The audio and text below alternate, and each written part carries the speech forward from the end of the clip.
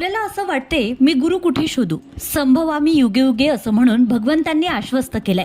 प्रत्येक युगात, प्रत्येक क्षणी, प्रत्येक ठिकाणी सद्गुरूंचा अवतार होत असतो व ते वेगवेगळ्या रूपाने येऊन निसर्गाला वाचवण्याचा प्रयत्न करतात व त्यासाठी ते मानवता धर्माचा विकास करतात.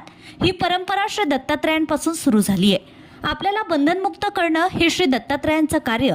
बंधने कसली तर अज्ञानाची, मायेची, रागाची, लोभाची, असूयेची, राग द्वेषितिकांची.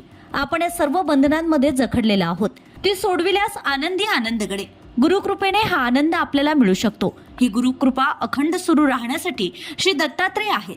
भगवान दत्तात्रय हे सगळ्या सद्गुरूंचे मूळ स्थान असलेले परम सद्गुरू श्री दत्तात्रयांचा अंश घेऊनच सद्गुरू पृथ्वीलोकावर येतात व मनुष्य मात्राला मार्गदर्शन करतात. आपल्यातील विवेक जागविण्यासाठी, आपल्या अंतरात्म्याला जागृत करण्यासाठी, आपला अंतर्नाद ऐकू यावा व आपल्याला भगवंतांचे मार्गदर्शन मिळावं यासाठी सद्गुरू मार्गदर्शन करतात. श्री दत्तात्रयांचा जन्मदिवस त्यांच्याच आशीर्वादाने, त्यांच्याच प्रेरणेने, त्यांच्याच अनुग्रहाने आपण साजरा करू. आजच्या दत्त जयंतीच्या मुहूर्तावर श्री सद्गुरूंना शरण जाऊन त्यांच्याकडून दीक्षा घेऊन सत्य व त्यागाच्या मार्गावर चालविण्याचे वचन देऊन जीवन उत्सव साजरा करूया.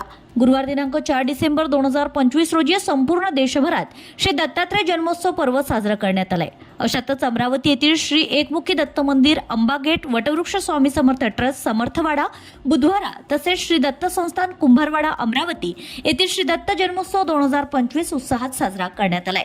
या निमित्ताने वटवृक्ष स्वामी समर्थ ट्रस्ट, समर्थवाडा, बुधवारा अमरावतीच्या वतीने श्री स्वामी समर्थ प्रतिमा पालखीत विराजमान करून भव्य शोभायात्रा काढण्यात आली. मंगल कलश डोक्यावर धारण करीत सुवासिनींचा सहभाग, त्याला दत्तगुरूंच्या नामस्मरणाची जोड, यासोबतच सद्गुरूंची अखंडित कृपादृष्टी लाभण्यासाठी अवधूत चिंतन श्री गुरुदेव दत्तचा जयघोष सुरू असलेली शोभायात्रा लक्षवेधी ठरल्याचं दृश्य यावेळी दिसून आलं.